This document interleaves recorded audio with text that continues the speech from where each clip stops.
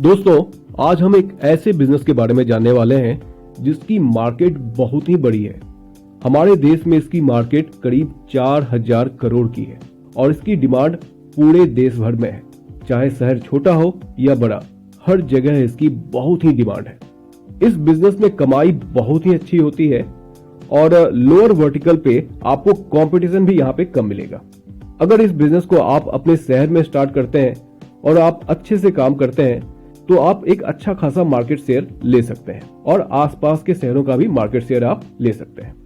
दोस्तों, आज हम पुट्टी मैन्युफैक्चरिंग बिजनेस की बात कर रहे हैं। वॉल पुट्टी बिजनेस का जो मार्केट है वह हमारे देश में करीब 4000 करोड़ का है और यह बिजनेस हर साल करीब 15 से 20% की दर से बढ़ता ही जा रहा है। अगर हम वॉल पुट्टी बिजनेस की मार्केट एनालिसिस करें तो इस 4000 करोड़ के बिजनेस में करीब 25% बिजनेस जेके व्हाइट सीमेंट और बिरला के पास है, यानी कि मोटा मोटा 900 से 1000 करोड़ का बिजनेस उनके पास है। और वहीं इसके बाद करीब 23% जो बिजनेस है वह सेकेंड लेवल की कंपनीज के पास है, यानी कि करीब 800 से 900 करोड़ का जो बिजनेस है वह मीडियम एमएसएमई कंपनियों के पास है। लेकिन अगर आप इस मार्केट को गौर से देखें तो करीब 2100 करोड़ का जो मार्केट है वह खाली है, यानी कि वहां पर नॉन ब्रांडेड कंपनी काम कर रही है। यही आपके लिए एक बहुत ही बड़ी अपॉर्चुनिटी है। अगर आप इस सेगमेंट में काम करते हैं तो आपके पास बहुत बड़ा चांस है यहाँ से मोटी कमाई करने का, क्योंकि 2100 करोड़ का जो यह मार्केट है यहाँ पर नॉन ब्रांडेड कंपनी है। तो यहाँ पर आप अपने आप को इजिली एस्टेब्लिश कर सकते हैं अगर आपने अपने शहर में अच्छी से अपनी ब्रांडिंग करी। और इसके साथ ही साथ आप शहर दर शहर अपने बिजनेस को दूसरे शहरों में भी एक्सपेंड कर सकते हैं। तो दोस्तों, आज के इस वीडियो में हम जानेंगे कि आप वॉल पुट्टी बिजनेस कैसे स्टार्ट कर सकते हैं। इस बिजनेस को स्टार्ट करने के लिए किन किन प्रकार की रॉ मटेरियल्स की जरूरत पड़ेगी, इसके बिजनेस को स्टार्ट करने के लिए आपको किन किन प्रकार की मशीनों की जरूरत पड़ेगी, इसका मैन्युफैक्चरिंग प्रोसेस क्या क्या है, इस बिजनेस में आपको कितना इन्वेस्टमेंट लगेगा, इसमें आपकी अर्निंग कितनी होगी और आप इसमें सेल कैसे करेंगे। तो इन सारी चीजों को हम बिल्कुल डिटेल में समझने की कोशिश करते हैं। और दोस्तों, अगर आप चैनल पे नए हैं तो आप इस चैनल को अभी सब्सक्राइब कर लें ताकि आपको हमारी सारी वीडियो टाइम पे मिलती रहे। हमारे को बहुत ही मेहनत लगता है इस वीडियोस को बनाने में। जब भी आप चैनल को सब्सक्राइब करते हैं और वीडियो को लाइक करते हैं तो यह हमें बहुत ही ज्यादा मोटिवेट करता है। तो दोस्तों, जिनको यह पता नहीं है कि वॉल पुट्टी क्या है उनको भी यह मैं बताना चाहूंगा। तो वॉल पुट्टी का इस्तेमाल कंस्ट्रक्शन में होता है। किसी भी दीवार में प्लास्टर के बाद वॉल पुट्टी को लगाया जाता है ताकि उसकी फिनिशिंग अच्छी आए। यह पानी के सीलन को भी कम करता है और दीवार को मजबूती देता है। इसको लगाने के बाद पेंट का खर्च भी कम आता है, तो इससे आपका जो ओवरऑल जो कंस्ट्रक्शन कॉस्ट है वह कम हो जाता है। इसीलिए सभी लोग वॉल पुट्टी दीवार में लगाते हैं। तो चलिए अब हम आगे बढ़ते हैं कि वॉल पुट्टी के मैन्युफैक्चरिंग में किन किन प्रकार की रॉ मटेरियल्स की जरूरत पड़ती है। तो इसमें सबसे पहला है डोलोमाइट पाउडर 250 और 350 MESH, दूसरा है व्हाइट सीमेंट, तीसरा है हाइड्रेट लाइम और चौथा है RD पाउडर। तो इनको एक रेशियो में मिलाया जाता है। फॉर एग्जांपल, अगर आप 100 kg पुट्टी बना रहे हैं तो उस 100 kg पुट्टी में 75% आपको डोलोमाइट पाउडर मिलाना होगा, इसमें आपको 15% व्हाइट सीमेंट मिलाना होगा, इसमें आपको 5% हाइड्रेट लाइम मिलाना होगा और इसमें आपको 1% RD पाउडर मिलाना होगा।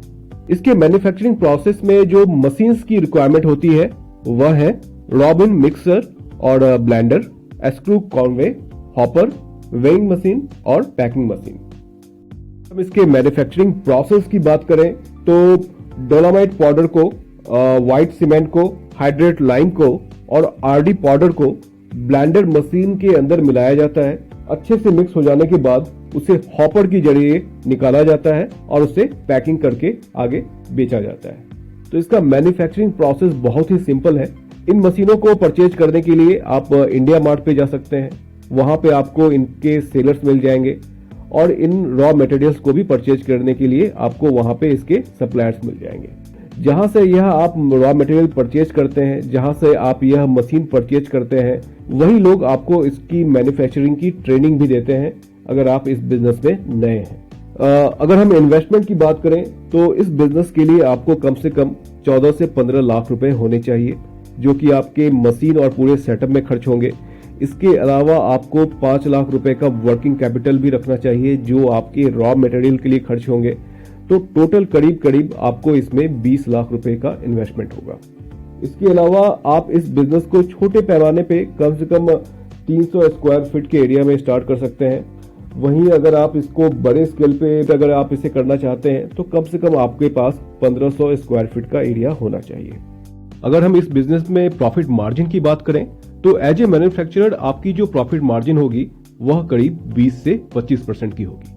वहीं रिटेलर की जो मार्जिन होती है वह करीब 30 से 35% की होती है। यह जो बिजनेस है यह बहुत ही स्केल वाला बिजनेस है, यानी कि इसमें जो आपका सेल होगा वह टनों में होगा, यानी कि आपकी जो कमाई होगी वह भी लाखों और करोड़ों में होगी। आगे चल के आप अपने प्रोडक्ट को और डाइवर्सिफाई कर सकते हैं, यानी कि आप प्रीमियम प्रोडक्ट भी ला सकते हैं, मिड रेंज के प्रोडक्ट भी ला सकते हैं, ताकि आप अलग अलग मार्केट में अलग अलग कस्टमर टाइप्स को टारगेट कर सकें। आप मार्केट में जितना अच्छा सेल्स नेटवर्क बनाएंगे आपकी कमाई यहाँ पर उतनी ही ज्यादा होगी, क्योंकि यहाँ पर सेल्स नेटवर्क बहुत ही ज्यादा मैटर करता है। दुकानदारों को दिया जाने वाला जो मार्जिन होता है वह बहुत ही मैटर करता है, तो आपको इसके सेल्स के लिए इन चीजों पर ध्यान रखना होगा। अगर हम इसके सेल्स और मार्केटिंग की बात करें तो आपको सबसे पहले लोकली इसे स्टार्ट करना चाहिए। मतलब कि आप जिस शहर में हैं उस शहर में और उसके आसपास के शहरों को आपको टारगेट करना चाहिए, यानी कि वहां के सारे बिल्डर, सारे कॉन्ट्रैक्टर और सारे बिल्डिंग मटेरियल सप्लायर्स को आपको टारगेट करना है, उनको रीच करना है, उनको अपने प्रोडक्ट के बारे में बताना है, उनके पास आपको इनकी मार्केटिंग करनी है। और कम से कम आप 2 लोगों को हायर करें जो कंटिन्यूअस बेसिस पे इन सब के पास जाके मार्केटिंग करें। सबसे पहले आपको अपना एक सेल्स नेटवर्क बनाना है अपने शहर में और अपने आसपास के शहरों में। जब आपका यह सेल्स नेटवर्क बन जाएगा तब आपका माल बहुत ही आसानी से सेल होना शुरू हो जाएगा। आपको यह याद रखना है कि आपका कंपटीशन टॉप ब्रांड से नहीं है जिनका की मार्केट शेयर 25% है, ना ही आपका कंपटीशन सेकंड लेवल के ब्रांड से है जिनका की मार्केट शेयर 23% है। आपको बस अपने बचे हुए 52% मार्केट शेयर पे ध्यान देना है, जहां पर की छोटी छोटी कंपनियां हैं। वहां पर आपको अपना प्रोडक्ट प्लेस करना है, आपको अपने प्रोडक्ट की पैकेजिंग अच्छी रखनी होगी, आपको अच्छा मार्जिन देना होगा कॉन्ट्रैक्टर को, सेलर्स को, होलसेलर्स को, और इस तरह से आप अपना ब्रांड को वहां पे एस्टेब्लिश करें। एक ब्रांड को खड़ा होने में कम से कम 2 या 3 साल लग जाते हैं, तो अगर आप अच्छे से मेहनत करें तो आप लोकली अपना ब्रांड एस्टेब्लिश कर सकते हैं और धीरे धीरे आप इसको आसपास के शहरों में भी फैला सकते हैं। आई होप कि आपको यह बिजनेस समझ में आया होगा, आपको मेरी बातें समझ में आई होगी। अगर आपको कोई भी डाउट है, कोई भी क्वेश्चन है तो आप कमेंट करके मुझसे पूछें। मुझे बहुत ही ज्यादा खुशी होगी आपके सवालों का जवाब देकर।